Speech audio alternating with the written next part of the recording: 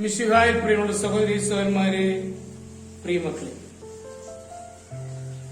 ഈ പ്രഭാതത്തിൽ സങ്കീർത്തനം 37:24 നമുക്ക് ധ്യാനിക്കാം. Book of psalms chapter 37 verse 24.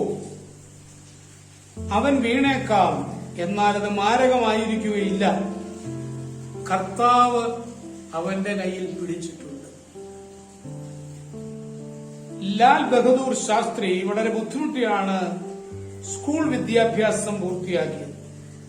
എന്നും അതിരാവിലെ എണീറ്റ് കുളിച്ച് സ്കൂളിൽ പോകാൻ ഒരുങ്ങണം. ഗംഗാനദി കടന്നു വേണം സ്കൂളിലെ എത്താൻ. കടത്തുണ്ട്, പക്ഷെ കടത്തുകാരന് ഒരു പൈസ കൊടുക്കണം.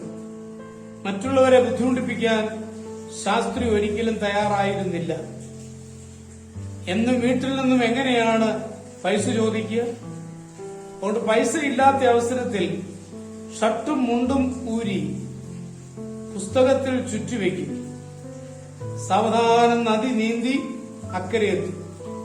പിന്നീടൊരു കുറ്റിക്കാടിന്റെ മറവിലിരുന്ന് വെള്ളം തോർത്തിയിട്ട് വസ്ത്രങ്ങൾ ധരിക്കും. എന്നിട്ടാണ് സ്കൂളിൽ പോകുന്നത്. ഉച്ചയ്ക്ക് വിശന്ന് പൊരിയുമ്പോൾ കിണറ്റിൽ നിന്നും വെള്ളം കോരി കുടിക്കും. ഇങ്ങനെ പരിശ്രമത്തിലൂടെയും അധ്വാനത്തിലൂടെയുമാണ് ശാസ്ത്രി വളർന്നത്. അതെ, ഉണരുക, എഴുന്നേൽക്കുക, ലക്ഷ്യം പ്രാപിക്കുന്നതുവരെ ഉറക്കം പാടില്ല എന്ന് സ്വാമി വിവേകാനന്ദൻ പറഞ്ഞത് ഇത്തരുണത്തിൽ നമുക്ക് അനുസ്മരിക്കാം.